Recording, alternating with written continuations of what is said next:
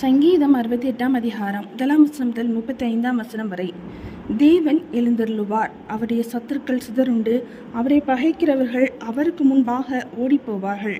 புகை பறக்கடிக்கப்படுவது போல அவர்களை பறக்கடிப்பீர். மெழுகு அக்கினிக்கு முன் உருகுவது போல துன்மார்க்கர் தேவனுக்கு முன் அழிவார்கள். நீதிமான்களோ தேவனுக்கு முன்பாக மகிழ்ந்து கலிகூர்ந்து ஆனந்த சந்தோஷம் அடைவார்கள். தேவனை பாடி அவருடைய நாமத்தை கீர்த்தனம் பண்ணுங்கள். வனாந்தரங்களில் ஏறி வருகிறவருக்கு வழியை ஆயத்தப்படுத்துங்கள். அவருடைய நாமம் யெகோவா, அவருக்கு முன்பாக கலிகூருங்கள். தம்முடைய பரிசுத்த வாசஸ்தலத்தில் இருக்கிற தேவன் திக்கற்ற பிள்ளைகளுக்கு தகப்பனும் விதவைகளுக்கு நியாயம் விசாரிக்கிறவருமாய் இருக்கிறார். தேவன் தனிமையானவர்களுக்கு வீடு வாசல் ஏற்படுத்தி கட்டுண்டவர்களை விடுதலையாக்குகிறார். துரோகிகளோ வறண்ட பூமியில் தங்குவார்கள். தேவனே, நீர் உம்முடைய ஜனங்களுக்கு முன்னே சென்று அவாந்தர வெளியிலே நடந்து வருகையில் பூமி அதிர்ந்தது. தேவனாகிய உமக்கு முன்பாக வானமும் பொழிந்தது. இஸ்ரவேலின் தேவனாய் இருக்கிற தேவனுக்கு முன்பாகவே இந்த சீனாய் மலையும் அசைந்தது.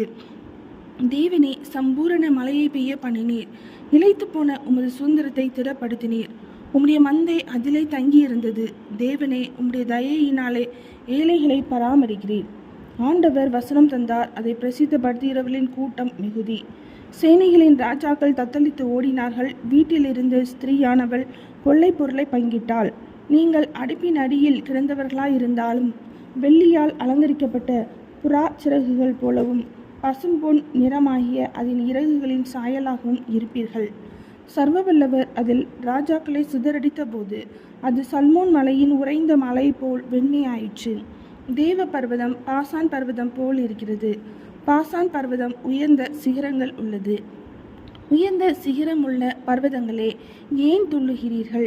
இந்த பர்வதத்தில் வாசமாய் இருக்க தேவன் விரும்பினார். ஆம், கர்த்தர் இதிலே என்றென்றைக்கும் வாசமாய் இருப்பார்.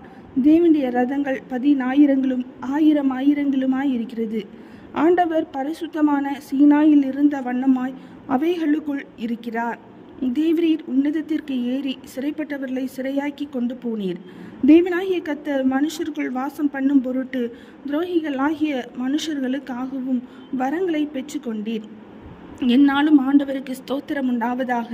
நம்மேல் பாரம் சுமத்தினாலும் நம்மை ரட்சிக்கிற தேவன் அவரே. நம்முடைய தேவன் ரட்சிப்பையாரிலும் தேவனாய் இருக்கிறார். ஆண்டவராகிய கர்த்தரால் மரணத்திற்கு நீங்கும் வழிகள் உண்டு.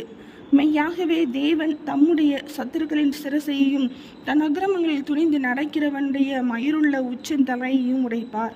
உன் கால்கள் சத்துருக்களின் ரதத்தில் பதியும்படியாகவும் உன் நாய்களின் நாவு அதை நக்கும்படியாகவும் என்னுடைய ஜனத்தை பாசானில் இருந்து திரும்ப அழைத்து வருவேன். அதை சமுத்திர ஆழங்களில் இருந்தும் திரும்ப அழைத்து வருவேன் என்று ஆண்டவர் சொன்னார். தேவனே, உம்முடைய நடைகளை கண்டார்கள். என் தேவனும் என் ராஜாவும் பரிசுத்த ஸ்தலத்திலே நடந்து வருகிற நடைகளையே கண்டார்கள். முன்னாக பாடுகிறவர்களும் பின்னாக வீணைகளை வாசிக்கிறவர்களும் சுற்றிலும் தம்புரு வாசிக்கிற கன்னிகைகளும் நடந்தார்கள். இஸ்ரவேலின் ஊற்றுகளிலிருந்து தோன்றினவர்களே, சபைகளின் நடுவே ஆண்டவராகிய தேவனை ஸ்தோத்திரியுங்கள். அங்கே அவர்களை ஆளுகிற சின்ன பென்யமீனும் யூதாவின் பிரபுக்களும் அவர்கள் கூட்டமும் செபுலோனின் பிரபுக்களும் நப்தலியின் பிரபுக்களும் உண்டு. உன் தேவன் உனக்கு பலத்தை கட்டளையிட்டார். தேவனே, நீர் எங்கள் நிமித்தம் உண்டு பண்ணினதை திறப்படுத்தும். எருசலேமில் உள்ள உடைய ஆலயத்தை நிமித்தம் ராஜாக்கள் உமக்கு காணிக்கைகளை கொண்டு வருவார்கள். நாணனில் உள்ள மிருக கூட்டத்தையும் ஜனங்களாகிய கன்றுகளோட கூட ரிஷப கூட்டத்தையும் அதட்டும். ஒவ்வொருவனும் வெள்ளி பணங்களை கொண்டு வந்து பணிந்து கொள்ளுவான். யுத்தங்களில் பிரியப்படுகிற ஜனங்களை சிதறடிப்பார். பிரபுக்கள் எகிப்திலிருந்து வருவார்கள். எத்தியோப்பியா தேவனை நோக்கி கையெடுக்க தீவிரிக்கும்.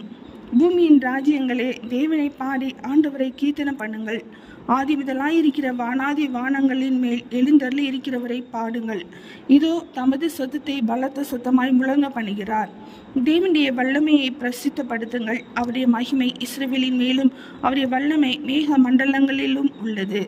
தேவனே, உமது பரிசுத்த ஸ்தலங்களிலிருந்து பயங்கரமாய் விளங்குகிறீர்.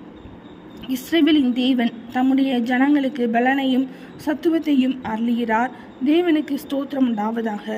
சங்கீதம் 68 அதிகாரம் முடிந்தது.